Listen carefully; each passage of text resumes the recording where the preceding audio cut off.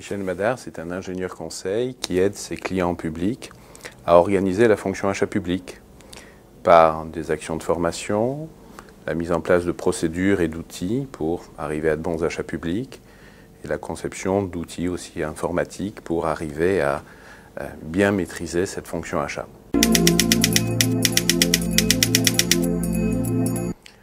Depuis quelques années, on a pris conscience de l'importance de cette fonction achat. Dans les années 90, on a été focalisé sur l'aspect juridique des marchés publics. Et depuis le début des années 2000, on a commencé à prendre conscience que la fonction achat dépassait l'aspect juridique et atteignait l'aspect économique. Donc les personnes publiques, petit à petit, ont formé leur personnel aux techniques d'achat. Elles ont investi dans des outils. Mais à mon sens, elles n'ont pas changé assez leur organisation, ce que j'appelle le cadre opérationnel des achats, ce qui a pour conséquence d'avoir des personnels de plus en plus compétents, mais qui ont toujours des difficultés à bien maîtriser la fonction achat.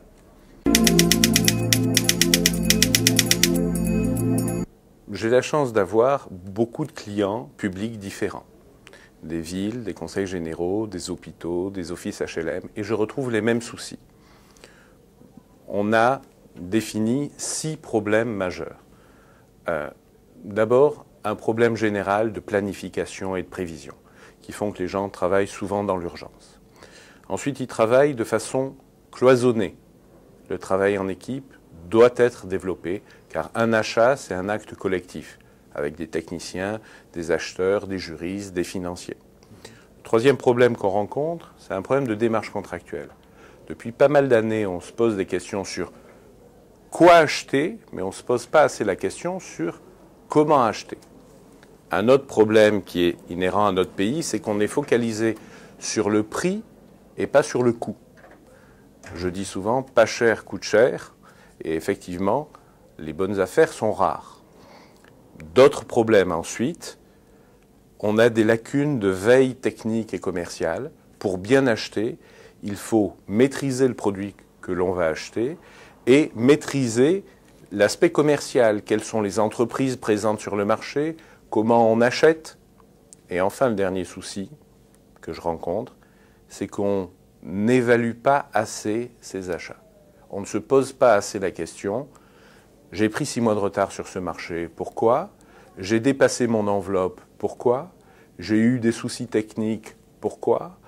J'ai dû arriver au bout de ce marché après 3 ou 4 avenants.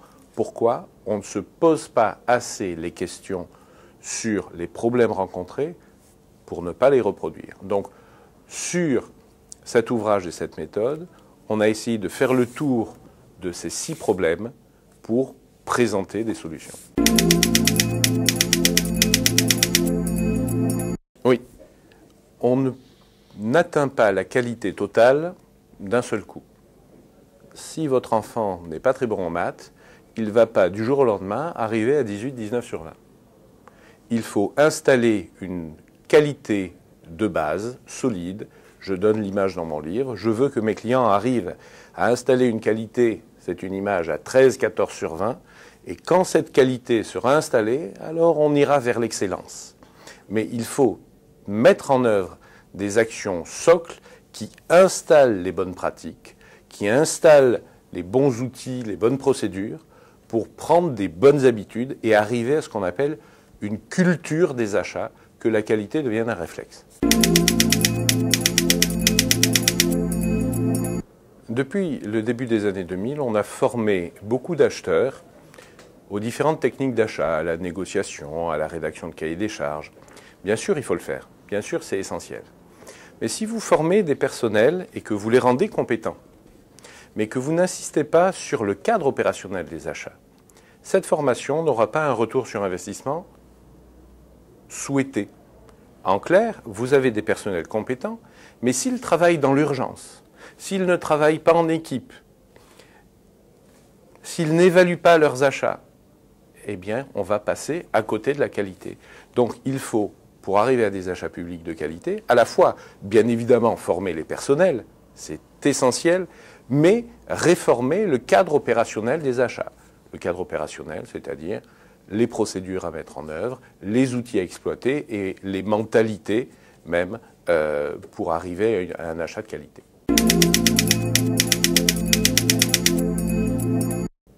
Oui, et pourquoi cette remise en question? Quand, au bout de plusieurs années de travail, vous formez des personnes qui, au bout de quelques mois, disent « bon, maintenant on sait ce qu'il faudrait faire, mais on ne peut pas le faire », c'est extrêmement frustrant des fois. Or, vous pouvez former des juristes, vous formez des gens qui rédigent des cahiers des charges, ils deviennent des personnels de qualité. Mais si on va les voir à 11 h du matin pour leur dire « il me faut un cahier des charges à midi », ce n'est pas la peine d'être compétent. Le cadre opérationnel ne permet pas à ces talents de s'exercer. Or, dans les années 90, il y avait de fortes lacunes de compétences en termes de marché public et d'achat public. La situation a changé. On a des gens compétents dans le domaine des marchés, ça progresse, dans le domaine de l'achat, mais le cadre opérationnel n'a pas été modifié. Donc il faut des gens compétents et qui travaillent dans un cadre organisé, structuré, planifié. Le livre explique notre démarche, présente des outils, présente des procédures et comment les mettre en œuvre. On aide nos clients via des séminaires de direction notamment, parce que les directeurs ont un grand rôle pour mettre en œuvre cette méthode ASAP. Donc il y a des séminaires, il y a des formations à la méthode, des ateliers de professionnalisation sur la planification des achats, sur la négociation, sur l'analyse des offres, sur la démarche contractuelle, acheter intelligemment avec le code des marchés, si j'ose dire, malgré le code des marchés. Donc, il y a ces missions-là, et puis des missions traditionnelles de conseil sur le diagnostic de la fonction achat, sur la rédaction d'outils personnalisés et des contrats d'assistance.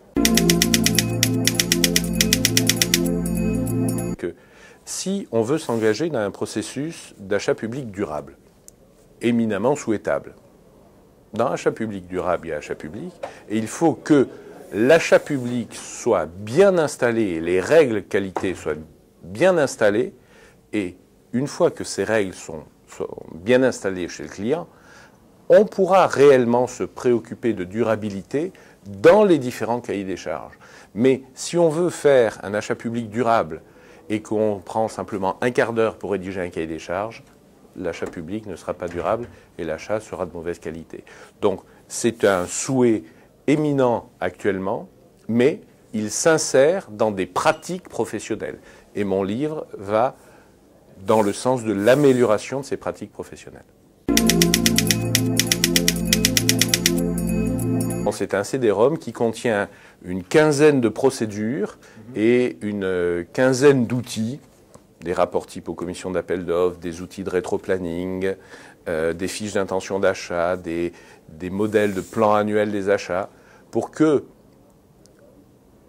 ces outils soient réellement exploités et mis en œuvre. Je présente mon livre comme un livre-outil.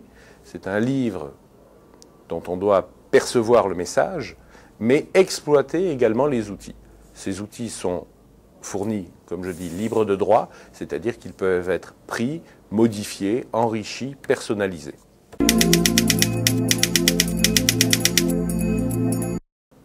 Le retour sur investissement, c'est le seul argument.